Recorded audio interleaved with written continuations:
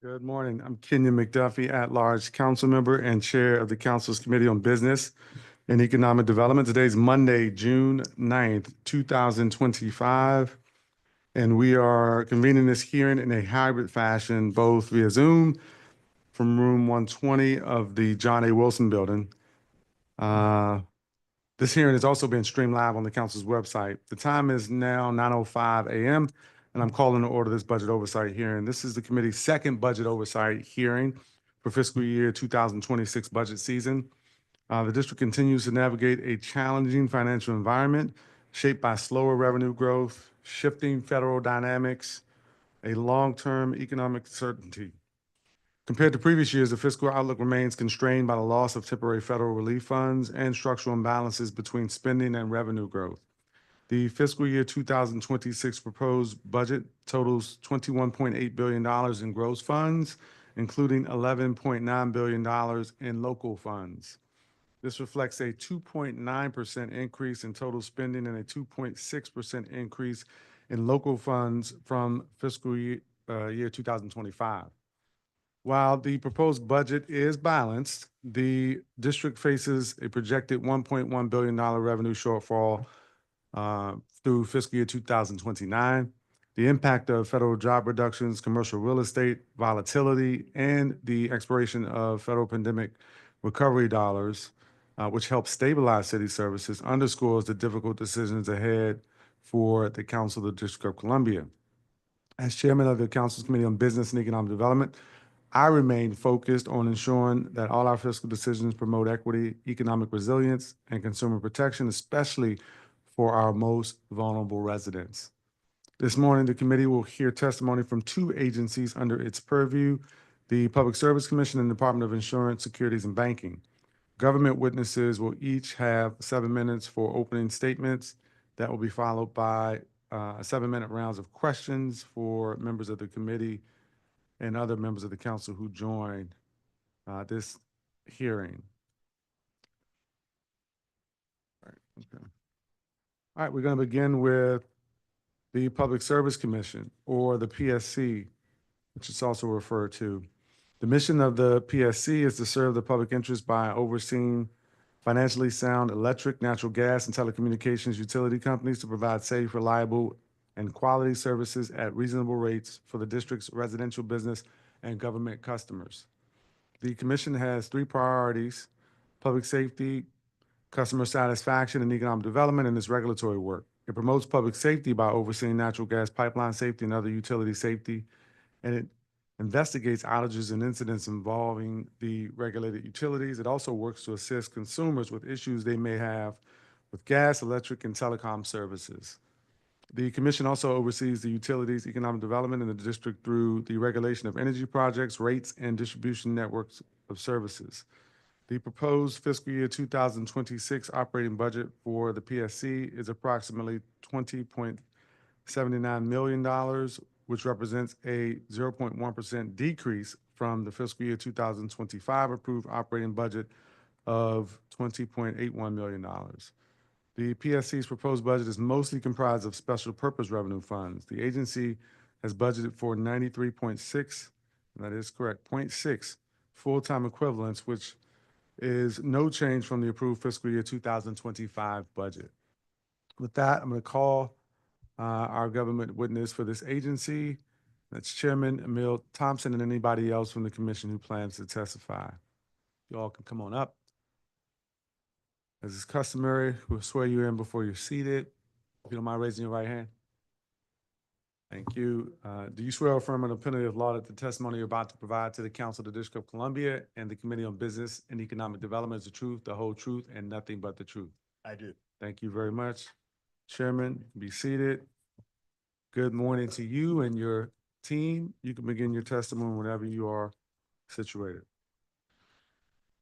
Good morning, Chairman McDuffie and members of the committee who may be joining virtually. I'm Emil C. Thompson, Chairman of the DC Public Service Commission. I am pleased to appear before this committee to provide testimony in support of the mayor's fiscal year 2026 budget request for the commission. For FY 2026, the mayor has proposed an operating budget for the commission of $20,792,500 $531.93.6 full-time equivalent positions. This represents a decrease of 0.1% over the FY 2025 budget and the same number of FTE positions as the FY 2025 budget. The proposed FY 2026 budget includes $0 in local funds, $20,147,704 in special purpose revenue, O-type funds, $631,000 in federal grant funds, and $14,000 in private donations. Special purpose revenues remain the funding source for 97% of the Commission's budget. According to the DC Code, this revenue comes from assessments levied on PEPCO, Washington Gas, Verizon, and all competitive electric, natural gas, and telecommunications service providers licensed by the Commission.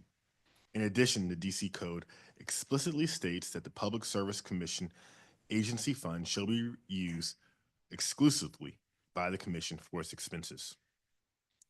Regarding the Commission's SPR funds, there's a net decrease of approximately $18,000 across multiple programs to align the FY 2026 budget with projected revenue.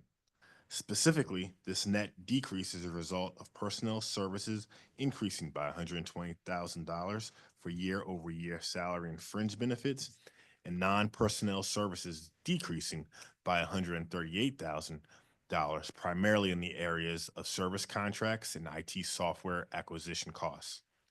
The Commission currently has 8 FTE positions vacant.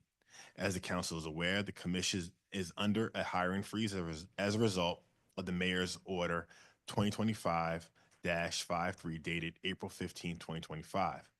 The Commission is fortunate that the agency is currently as fully staffed as it has been in years, which is a reflection of our operational readiness. This strong staffing foundation helps the agency to effectively meet its responsibilities and deliver on its mission. Looking ahead, any future hiring will be conducted in alignment with district-wide policy, ensuring that recruitment efforts remain consistent with broader administrative guidelines and resource management strategies. Regarding the current fiscal climate, the Commission is committed to operating efficiently within its proposed budget as we enter this new era of austerity. Recognizing the importance of financial responsibility, we will continue to prioritize careful planning and resource allocation. The Commission will undoubtedly uphold its fiscal obligations while adapting to its economic constraints of the current environment. In closing, it is our hope that you agree with the Mayor's proposed FY 2026 budget for the Commission. As currently envisioned, it will help us carry out our mission of ensuring that utilities provide safe, reliable, and quality services at reasonable rates while advancing the district's climate policy commitments. Thank you for your consideration, and I'm happy to answer any questions that you may have. Thank you, Chairman, for your testimony. As you mentioned, we are in some really austere financial times here in the city. Unlike a performance oversight hearing, this focuses more on your budget and the resources available to the Public Service Commission, most of which are the Special Purpose Revenue Fund, and not from taxes generated that go to our general fund. So I have limited questions for you this budget oversight hearing, but before we dive into your FY 2026 operating budget, just a brief discussion about the district's SAFE plan and rate case reviews. A number of my colleagues sent the Commission a letter detailing some of their concerns with the district SAFE plan and how the Commission intends to balance the district's electrification goals with the need to replace natural gas pipes throughout the district. In the Commission's response letter to my colleagues' concerns, which I reviewed, you stated that the Commission cannot alter, amend, or appeal WSG's right to sell gas in the district without congressional authority. Instead, you noted in that letter that the Commission can encourage electrification through regulation. If you could provide some examples of the types of regulatory frameworks that may be utilized to encourage electrification, and just a couple of follow-up questions after that. Okay. Yes, thank you for that question. I think it's important to note that WGL has a charter from the federal government to sell natural gas in the District of Columbia, and therefore that certainly um, places certain parameters on how we can encourage certain policies. That being said, the district has a goal of carbon neutrality by 2045. And so the first thing that we can do as a commission and using our regulatory authority is certainly make sure they abide by that.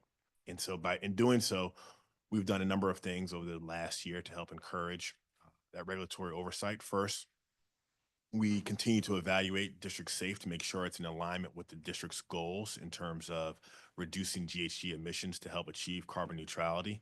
And that means balancing the need for replacement versus repair to maintain a safe and reliable system. Also, we have instituted a gas investigation case in which we are looking at best practices around gas leak and repair throughout the city around the pipes. Um, then we also have a notice of inquiry that looks at the feasibility of essentially a future of gas proceeding in the district. We have noted that several other jurisdictions have certainly had challenges with future of gas proceedings. That coupled with Washington Gas's federal charter requires us to be very circumspect in how we go about this proceeding. So that's what that NOI is about. And then finally, we also issued another notice of inquiry around the metrics that should be used to calculate the emissions that come from WGL's gas system so that when we start looking at carbon neutrality, we certainly have a metrics and a basis by which we are measuring those gas reductions, those GHG reductions. Appreciate that response. Um, it might be worth me just mentioning in that same response letter, you agreed that WGL can be more clear in its leak management practices, and that an open and transparent investigation, as you mentioned in your response, into leak detection management will be useful for the commission to understand WGL's methodologies. Um, let me pivot to a different question here. In recent years, we've seen rate case reviews span a considerable amount of time. I don't know that we gave you this in your pre-hearing questions, so I'm not sure if you have a response handy. If not, if you could follow up with us. But if you could, love for you to speak to the average length of the proceedings before the commission and whether the commission had considered implementing more standardized procedural schedule to ensure greater consistency and transparency with the proceedings. Yes. So I think it's important to note that we in the district, we have two different types of rate cases. Our electric rate cases, the past two have been multi-year rate cases, which are certainly more involved on the front end. But what they do is they provide a they provide least amount. They provide the electric company with they don't have to come back in front of us on a more frequent basis because rates are set over a multi-year period. On the natural gas side, those cases are one-year rate cases, the traditional rate case. And in both instances, those cases tend to be very litigious as parties want to discuss, and as they should, the future of the systems. This leads to a number of different filings by the parties, different types of motions. And so therefore, while we do set a procedural schedule at the beginning of each case, they can oftentimes be altered due to the filings by the party. One of the things that we have done is we have a notice of proposed rulemaking to include additional information that both the electric company and the gas company should be filing in the beginning, hoping that this will improve the discovery process and make for lesser filings throughout the case. But sometimes these matters are outside of our control. Um, as we both touched on in our your opening testimony, and as I did in my opening statement to begin this hearing, the public has heard a lot about how the fiscal year 2025 and 26 budgets for the district will be difficult. But the impact on agencies we will see across the government is varied. The commission derives most of its revenue from special purpose revenues for the benefit of the public, I'd love for you just to describe briefly what that means and how the commission is funded by ratepayers and federal appropriations rather than through the customary district taxpayer funds. Yes. So as stated previously, we receive zero dollars in local funds towards our budget. Local funds are commonly referred to as taxes that are levied on um, everyday residents or businesses. Where we do get the 97% of our funding through the SPR is through assessments on the entities that we regulate. So on Pepco, Washington Gas, as well as all of the various competitive suppliers, whether it's gas, electric, or telecom in the district. And that's where we get the majority of our funding. $631,000 of that money comes from federal grants, primarily around pipeline safety. And the remaining 14,000 is in private donations um, based upon um, various grants. And so our that insulates us to a certain degree from the district, but it certainly still requires to be very um, mindful of how we spend our money, because again, this is money is still for the most part coming from the residents and the businesses in the district, and so we certainly take that responsibility very seriously. And also for the benefit of the public, if there are savings achieved by the commission, what happens to those funds?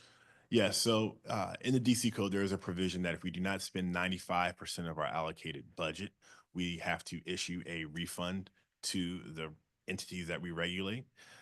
And so that's as opposed to it just going back into the general fund. And just to kind of walk through some of the details around your agency's proposed budget, I want to turn your attention to the area of the budget which cites a number of cuts throughout the operating budget. You are predicting a 27% decrease in agency budgeting and financial management services, which we understand here at the committee will affect the actual management of the agency, I suppose in some degree, but I'd love for you to touch on that and how it might affect the operations of the agency. And sorry, Councilman, you said 27% reduction.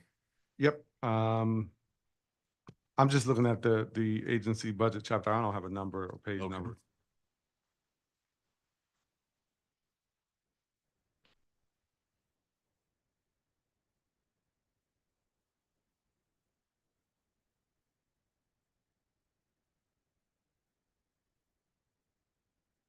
Looking at the table on page 3, it's DH 0-4.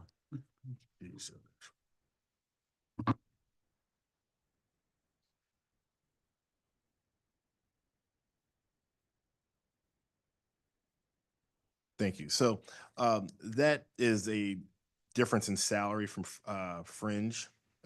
Different employees hold that position. And so with the transition of one AFO to another, there was a difference in salary. And so it's not actually a 27% decrease. It's a 27,000 decrease in dollars. Okay.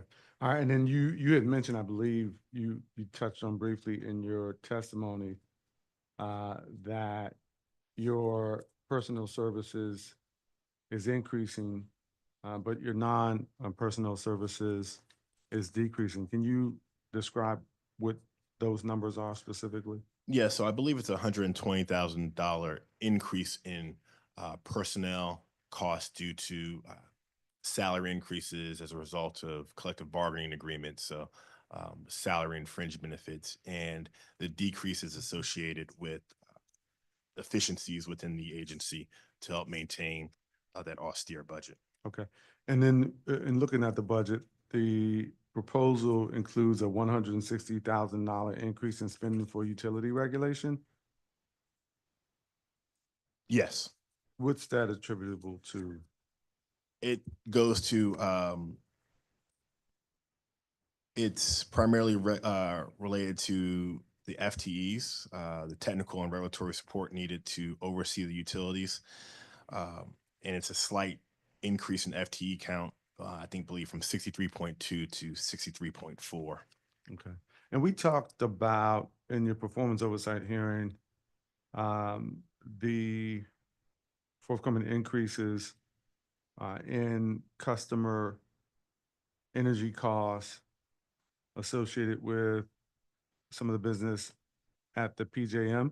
Can you talk a little bit about um, the PSC's role or your role as chairman on any other organizations that impact some of the decisions that are happening at PJM or not actually impact decisions happening at PJM and how that affects uh, Washington, D.C. customers specifically and their energy costs? Yes, I can certainly speak to that. And I think to fully understand it requires a brief history lesson. But in around the 1999, 2000s, DC, like many other jurisdictions across the United States, uh, deregulated the energy service or a portion of it, which really meant that generation was no longer being owned by Pepco. So the power plants that were in DC were sold away. And the idea is that you would join a regional transmission organization, PJM, and the benefit would be lower energy costs for customers because now you have more competition. Fast forward to 2025, PJM now consists of 14 jurisdictions, 13 states, and the DC.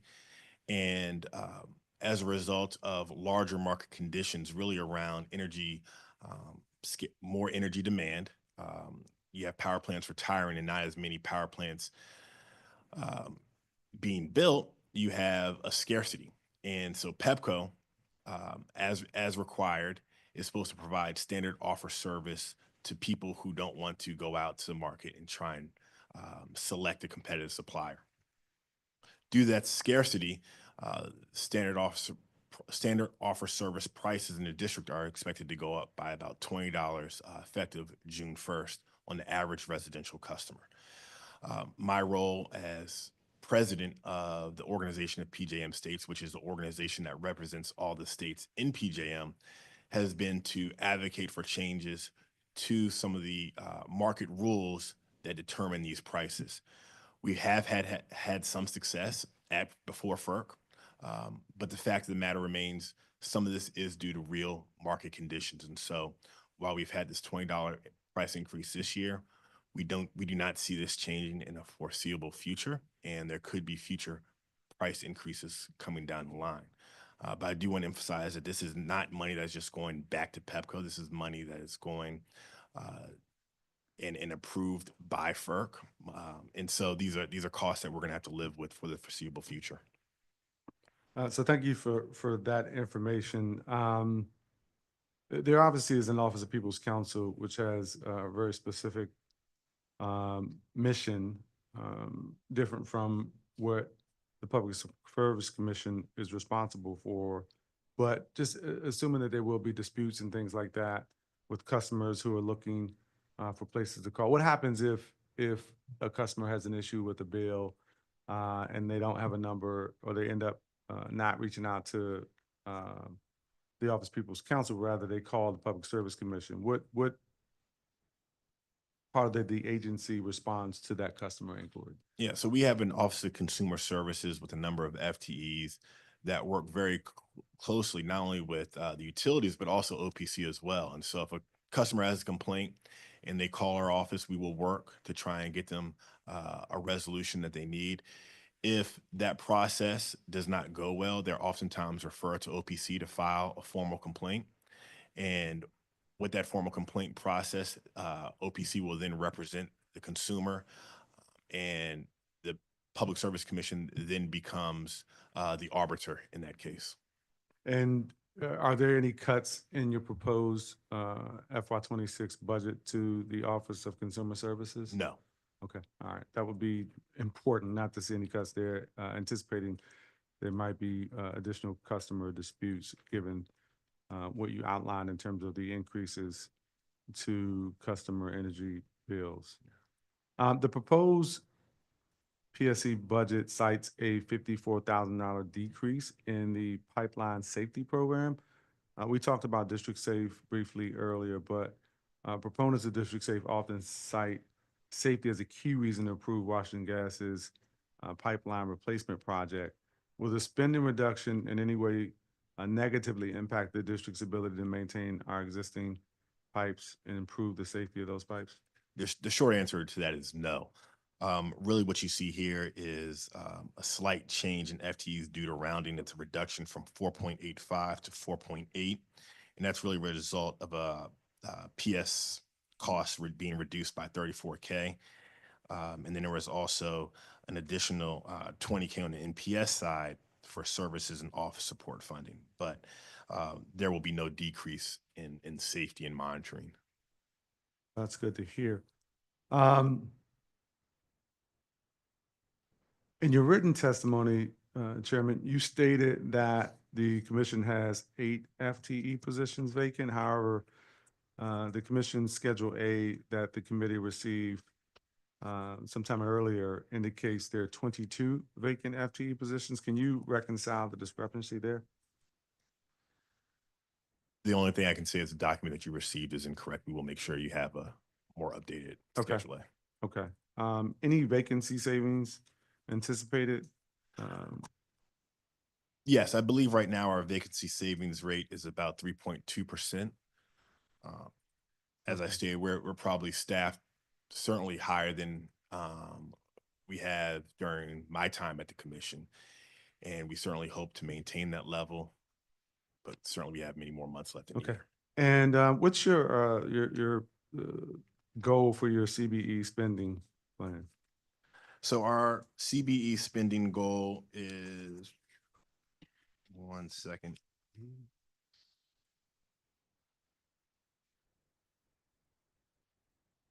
For 2024, our SBE goal was $806,733, and we met that goal and actually exceeded it by spending $854,956. Currently, our SBE goal is just over 1.3 million, and our expenditures thus far are at $350,000. We do expect to hit our goal this year. As you're aware, the district is under the spending freeze, but we certainly expect to still hit our goal. Okay. And the 1.3 that you referenced is for fiscal year 2025? Correct. Okay. All right.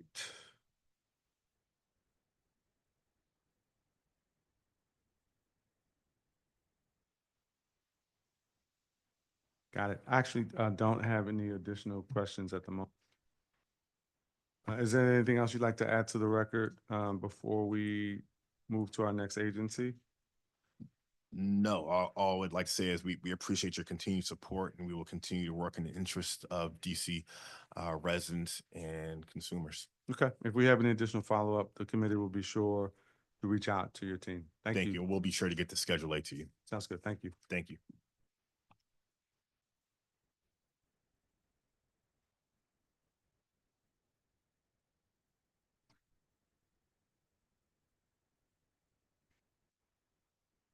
Next, we turn to the Department of Insurance, Securities, and Banking, or DISB. The mission of DISB is to cultivate a regulatory environment that protects consumers and attracts and retains financial service firms to the district, empower and educate residents on financial matters, and provide financing for District of Columbia small businesses. The proposed fiscal year 2026 operating budget for DISB is approximately $35.3 million, which represents a 3.1% decrease from fiscal year 2025's approved operating budget of $36.4 million. DISB's proposed operating budget is mostly comprised of special purpose revenues. The proposed budget includes 154 full-time equivalents, an increase of 2 FTEs from the fiscal year 2025 approved budget. With that, we're going to call in a moment our government witness for this agency, Commissioner Creamer Woods, and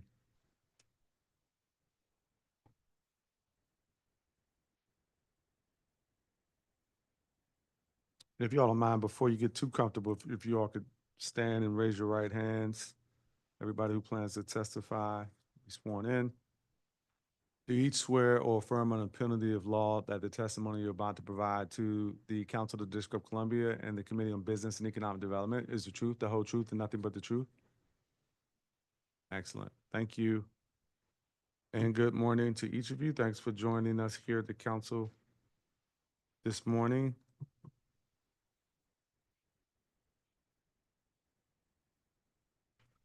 Commissioner, whenever you have everything all settled and you're ready to go, you can begin your testimony.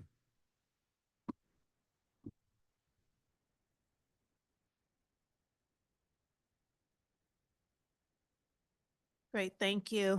And good morning, Chairperson McDuffie, Committee on Business and Economic Development members and staff. I am Karima Woods and I serve as Mayor Bowser's Commissioner of the Department of Insurance, Securities and Banking, also known as DSB. I'm pleased to appear before the committee today to provide testimony on DSB's FY26 budget, which will build upon the successes that DSB achieved in FY24 and 25 to date. Mayor Bowser recently presented her fiscal year 2026 budget, Grow DC. This budget focuses on growing the district's economy, right-sizing spending, and investing in shared priorities. Grow DC builds on the mayor's Fair Shot budget from last year as the district supports the critical needs of our growing population amidst a shifting economy across the region and nationwide. This budget also demonstrates the mayor's unwavering commitment to building a safer, stronger, healthier, and more equitable DC. As the district's chief financial services regulator, DSB carries out the mayor's mission on a daily basis. DSB regulates insurance, securities, banking, and other financial services entities in the District of Columbia. Our mission is threefold. First, to cultivate a regulatory environment that protects consumers and attracts and retains financial services firms to the district. Second, to empower and educate residents on financial matters.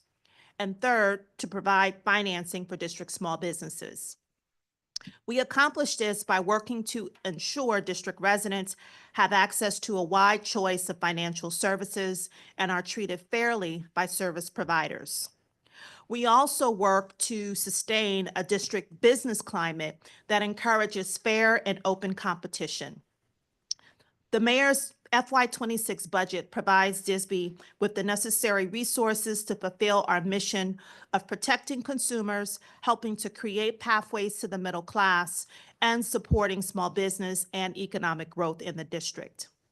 The mayor's FY26 budget for DSB is $35.2 million, a 3.1% decrease from our approved FY25 budget. The budget is funded by $138,000 of local funds and $35.1 million of special purpose revenue, O-type funds. The FY26 budget supports 154 full-time positions, an increase of 2 positions from our FY25 budget. To meet the district's need to close the gap in FY25 funding, DSB's budget was reduced by $4 million. Made up of $296,000 of local funds and $3.7 million of special purpose revenue, O-type funds.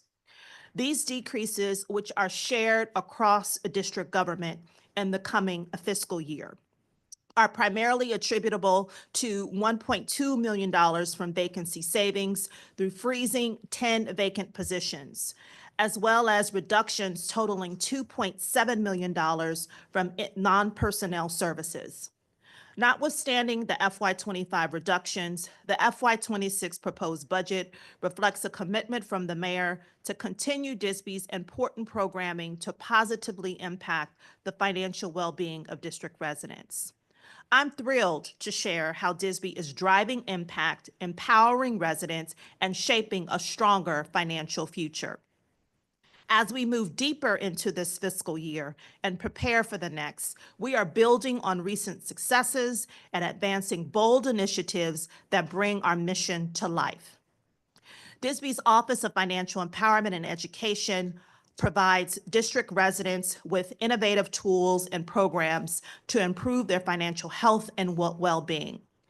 OFEE has proven track record of providing impactful programs and services despite budget challenges.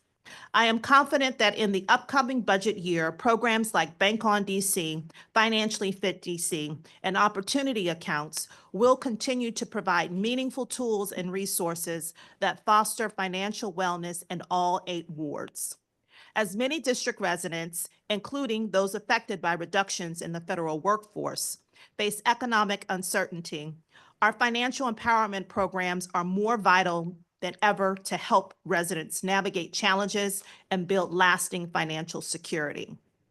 In FY25, funding levels for the Office of the Student Loan Ombudsman will continue to support district residents regarding their student loans. During the first 6 months of this fiscal year, the Ombudsman provided outreach and financial education to more than 900 current borrowers and future college students. During this time, the Ombudsman met with 28 district employees and residents to resolve their complaints, leading to more than $139,000 in loan forgiveness. Since the establishment of the Office of the Student Loan Ombudsman in 2017, I am proud to share that 615 borrowers with a combined debt of $13.1 million have received assistance, including $2.7 million in loan forgiveness. Another way that DSB fulfills its mission is by helping district homeowners stay in their homes through proactive foreclosure prevention efforts. This is an initiative we are quite pleased with, especially recently when we helped the district resident remain in her beloved home in Ward 4, the house she had been living in since 1997. Through March of FY25, the foreclosure prevention program prevented 80 foreclosures. These efforts resulted in preserving more than $30.1 million in property value. Through the department's District of Columbia Business Capital Access Program, also known as DC BizCap, we continue to provide necessary capital to district small business owners and entrepreneurs, including those who are certified business enterprises and minority and woman-owned. One of our great success stories involves Cbed Contracting Incorporated, a local construction company headquartered in Ward 5. These investments allowed Cbed to hire and retain up to 40 district-based employees, store operational equipment, and develop pathways to wealth through owner-occupied real estate. In FY25 to date, DC BizCap has funded 6 state small business credit initiative transactions, 1 loan participation for $500,000 that helped the business acquire owner-occupied commercial real estate through the DC Small Business Commercial Real Estate Program. Through the Collateral Support Program, 5 loans received financial backing totaling $3.3 million. The capital provided through DC BizCap was leveraged to access more than $10.2 million in private loan funding.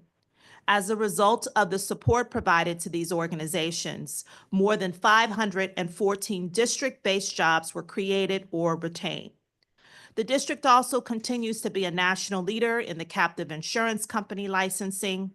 In FY25 to date, the Risk Finance Bureau has licensed 18 captive insurance companies.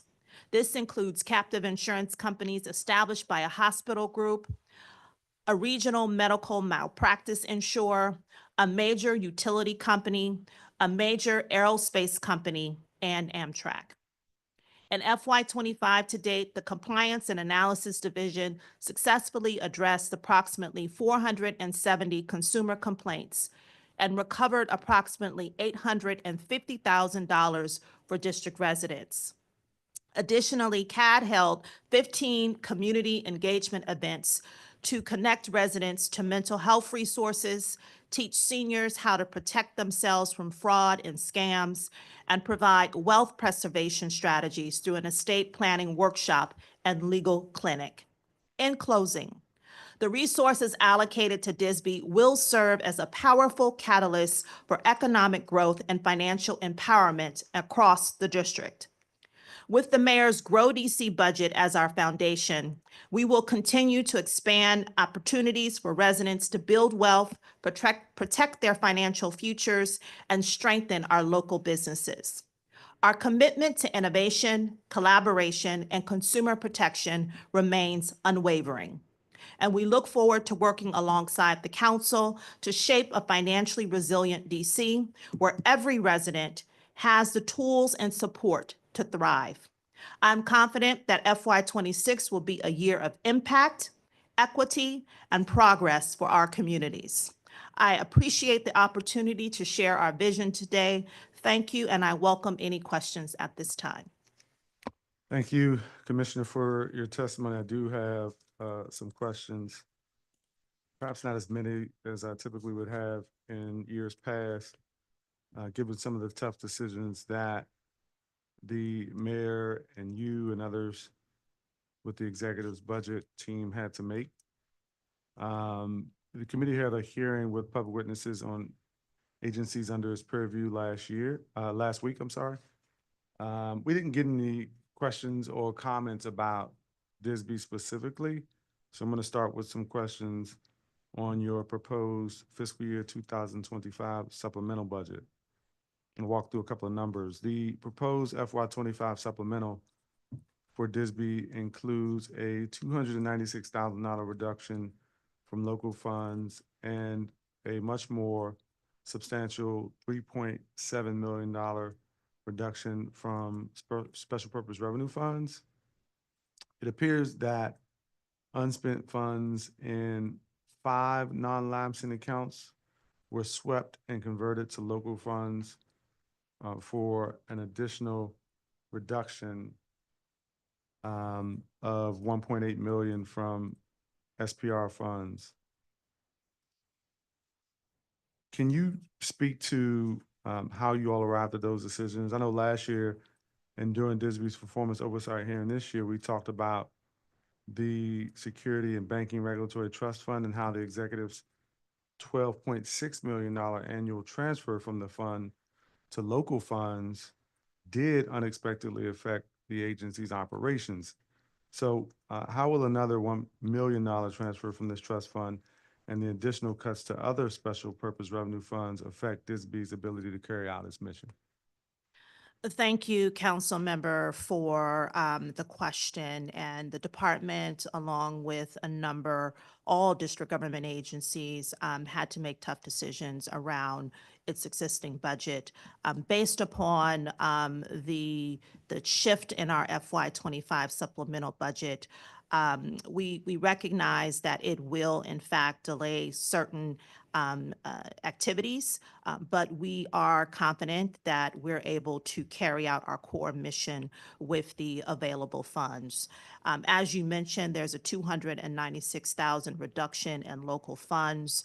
That is primarily attributed to personnel services, about $146,000 reduction, and that's directly attributed to vacancy savings for 10 vacant positions. And then in non-personnel services, $150,000, which was attributed to the slavery era database. And we're confident that we'll still be able to move forward with that. And then, as you mentioned, the $3.7 million in reduction in SPR funds hits across a number of areas. When we looked at the budget, we really did see where could we cut that wouldn't have an impact on our core mission. And so you'll find things like agency-wide office supplies, travel and training, IT maintenance, repairs, sponsorships, some exhibit fees, contracts as it relates to public affairs, and then vendor fees, outreach, et cetera. Those are the areas in which we cut. And again, we're confident that the current budget reflects our ability to still carry out our core mission.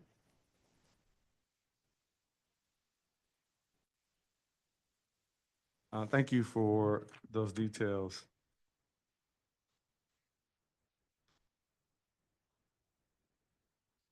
The executive proposes to transfer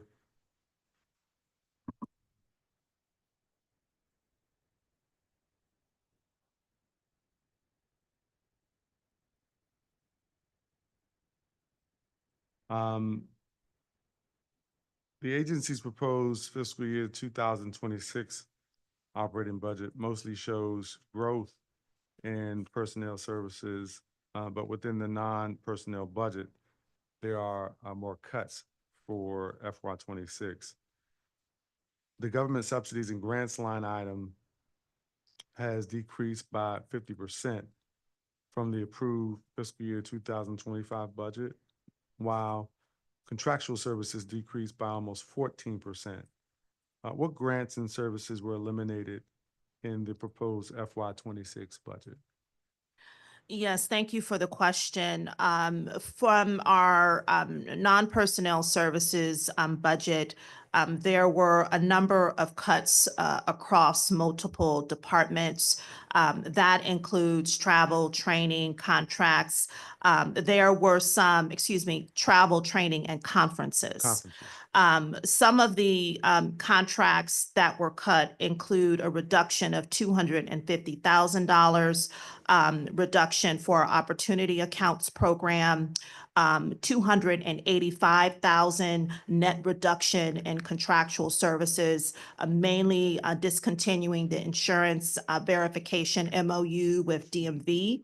Another cut was related to our STAR system. There's about 200,000 reduction in purchase of the equipment and machinery, and that's primarily because the STAR system implementation will be completed this fiscal year.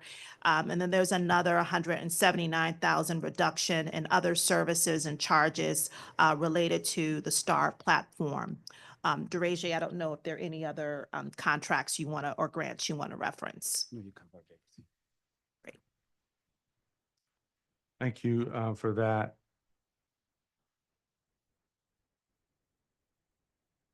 With the agency's proposed budget, it includes a 50% reduction in the SSBCI, the DC BizCap line item.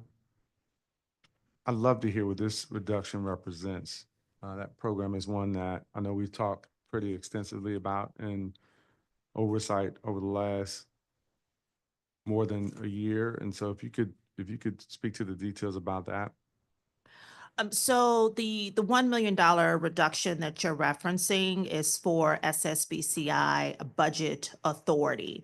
And so it represents a decrease in the actual budget authority in FY '26 to the available fund balance that has been certified in FY '25.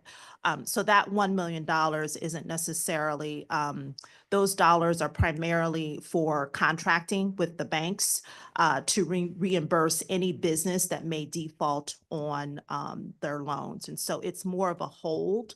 The plan isn't to necessarily spend those dollars unless there's a default. And so that reduction is really attributed to the budget authority. And Dereje, I don't know if you want to say anything else about that. Sure. To add on what Commissioner said, actually, If you could just state your name for the record, that'd be Sure. helpful. Daraja Belay, Agency Fiscal Officer.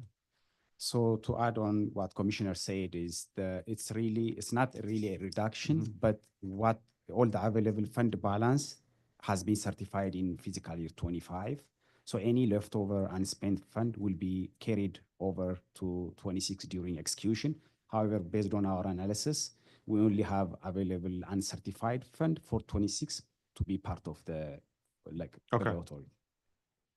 Additionally, for FY '25, $793,268 of federal grant money was accounted for this program. It appears that the fiscal year 2025 supplemental does not reduce that amount. Is that accurate? That is accurate. Okay. Is it accurate that only $9,430 of that money has been expended thus far? And if so, why is that? So you're referencing, so the department has received 2 federal grants from Department of Health and Human Services. And those dollars are for one grant, which actually is almost expended. And so that's the state federal flexibility grant to stabilize the market cycle. How much was that grant? That grant was for 671,000, and the grant period was from September 2021 until September 2025. And so I think at the time in which we submitted the information to the committee, there may have been a balance of about 9,000. It's my understanding that we have submitted and we're waiting for final reimbursement for that particular grant, and those grant funds have been exhausted. Okay, all of the grant funds have been exhausted, or is there still a balance? of that Just for amount? that one grant. The other grant is expanding access to women's health grant. Mhm.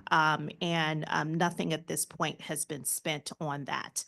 Those funds are through an MOU granted to the Health Benefit Exchange. Mhm. And then they're subcontracted. And so at this time, we haven't received any invoice. How much is that grant? That grant is for 609,000.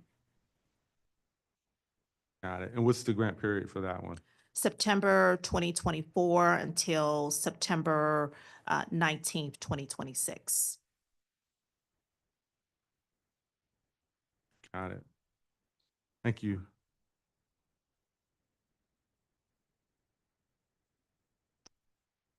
Do you have any thoughts about how this program, the SSBCI, or any other program where DISB has received federal funds, will be impacted by the federal reconciliation bill or any other developments happening at the federal level? So yes, and thank you for the question. I know the team and I have been tracking a lot of the movement happening on the Hill as relates to our grants, but particularly related to the reconciliation bill. In this last iteration, from what we have seen, there does seem to be some reductions to unobligated funds for the SSBCI technical assistance programs. We are waiting for further guidance from Treasury. We do have regular meetings with them, and at this time, they haven't necessarily indicated that there will be any direct impact. But based upon the language and based upon legal review from our general counsel, and it appears as if there could be an impact if we do not spend, or if those dollars aren't loaned or invested by the end of September 30th, 2030. Again, we're waiting for clarifying guidance on that, but our read based on the current language of the bill is that we could have to rescind those dollars and return them back to Treasury if they're not loaned or invested by September 30th, 2030. Okay, and could you describe just briefly the SSBCI program that DISB has and how you all are spending your funds? I know a portion of the funding has gone to the Office of the Deputy Mayor for Planning and Economic Development. That is correct. So the district's SSBCI program is primarily funded through the Treasury Department. This funding is to support our access to capital for the District of Columbia. These are dollars that are loaned directly to district small businesses. We received an allocation of so the total allocation for the district is about $62 million. We received an allocation of 19 million, I believe, for the first tranche of funding. Out of that 19 million, 8.5 million, I believe, has been provided to the Department of the Deputy Mayor's Office for Planning and Economic Development for their venture capital program. The remaining portion of those dollars are for our loan participation program and also our collateral support program. As I mentioned in my testimony, we have loaned out about $500,000 from the loan participation program and about 5 loans for the collateral support program in the amount of $3.3 million. So we're pleased by that.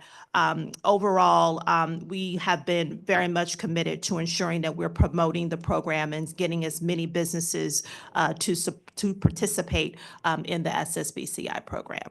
Can you follow up with the committee just for the information regarding the recipients of Yes. those loans? Thank you for that. You also mentioned in your testimony, the proposed FY '26 budget includes a $250,000 reduction. I'm not sure if this was in your testimony or in response to an earlier question, but you did allude to the $250,000 reduction in the opportunity accounts within the Financial Empowerment and Education Program.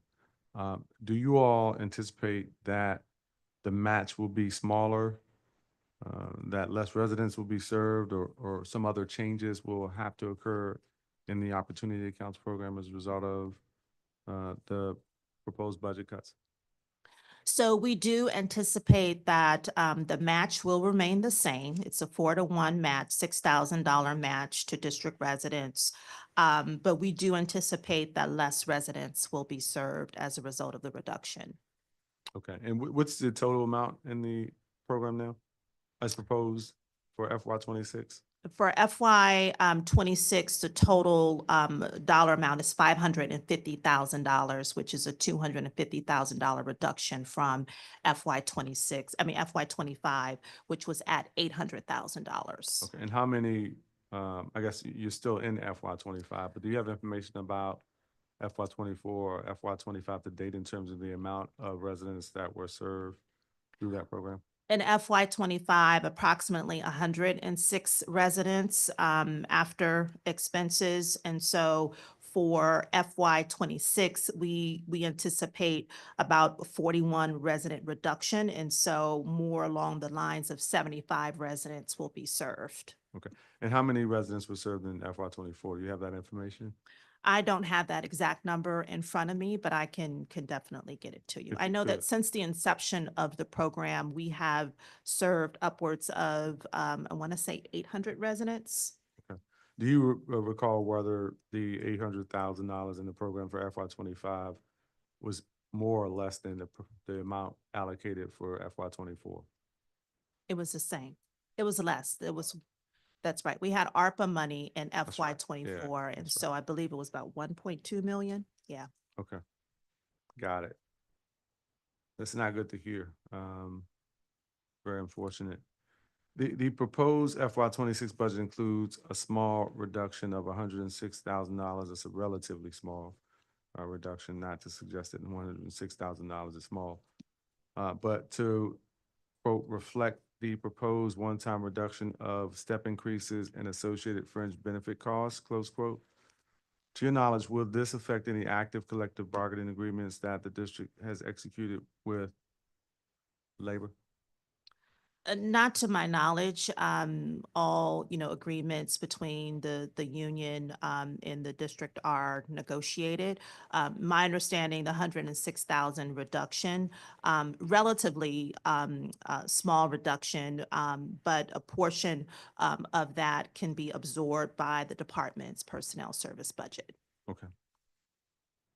And how many vacant FTE positions are there at DISB currently? Currently, we have 10 vacant positions. Okay. And there's a hiring freeze that you mentioned earlier. Do you expect the additional sweeps in the supplemental budget to impact hiring in FY 2026? No, we do not anticipate that the suites at this time will impact our ability to hire in FY '26. And I'll defer to DeRege if you want to expand upon that question. So we don't anticipate the hiring freeze. So the assumption is the hiring freeze will be lifted as of October 1st. So we have the resources to start hiring those vacant positions. Okay. And is the plan to hire for all of the vacant positions on or about October 1st, 2025? 5 at the beginning of fiscal year 2026? That is correct. That is the Okay. plan. The executive has proposed changes to Medicaid eligibility that would move 25,575 residents off Medicaid, which has a local match, to a basic health program that is funded by federal subsidies. If the council approves this change, what regulatory role, if any, would DISB have as compared with the health benefit exchange? Yes, so the department would have a regulatory role in partnership with the Health Benefit Exchange, the entities, the managed care organizations, and possibly two additional healthcare plans are already under the authority of the department via our licensing system. So the structure for oversight is already in place. I will say that we share the same goal as the mayor and also the Health Benefit Exchange around continuity of care and also continuity of coverage. And so we've been in close communication with HBX around providing oversight and what that will look like. But as the insurance regulator, this is a space that we're familiar with, and we look forward to partnering with the Health Benefit Exchange for this new basic health plan.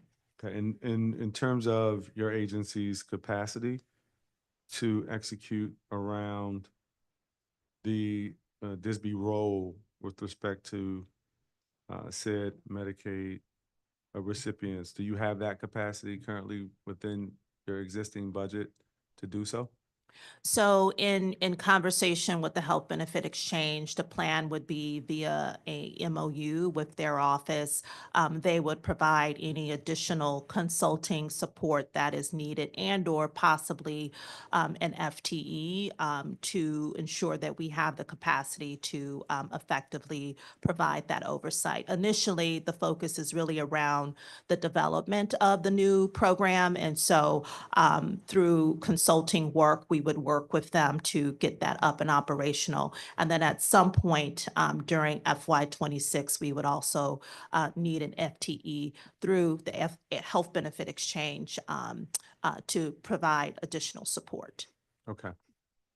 And an FTE through the Health Benefit Exchange to provide additional support? Correct. So it would be via an MOU Right. to hire an FTE because we Okay. currently don't have it in our budget. Right. What's the vacancy savings rate for FY25? So the vacancy saving rate, based on the number of vacant FTEs, is close to 6.6%. So we currently have 10 vacant positions of the approved 152 positions. Okay. What was it in FY24? In FY24, it was 12.7. 20.7? Sorry, 12.7. 12.7, got it. Do you have information for FY23 available? 10%.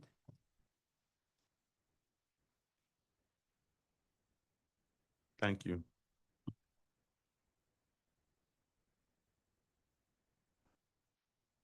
And what's the spending goal for your CBSB spend for FY25, and how much have you spent to date?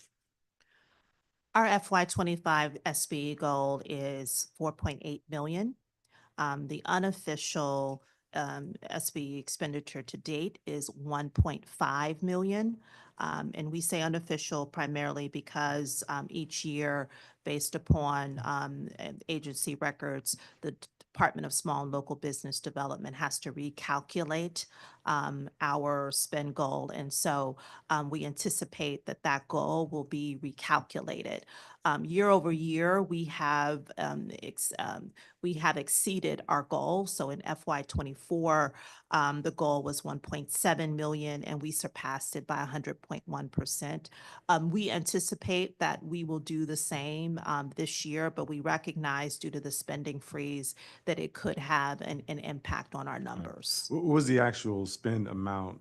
I realize you mentioned that you exceeded your goal, but what was the actual spend amount in dollars for FY '24? The actual dollar amount, The goal was 1.7. just a moment.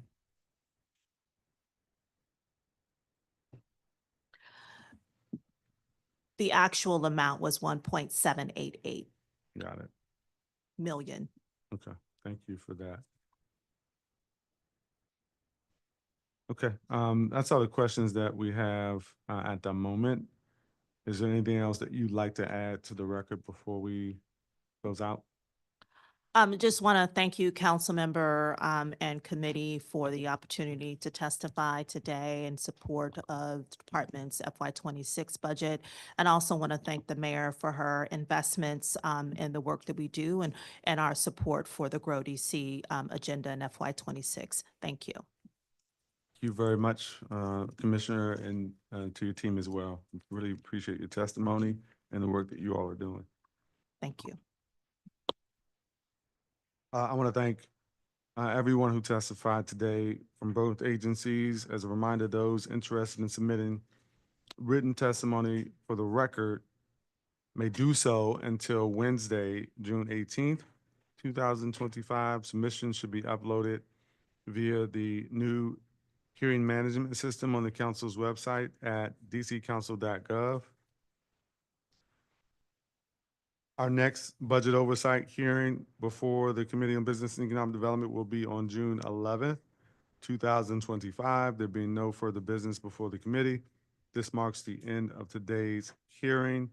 The time is now 10:11 a.m. and this hearing is adjourned.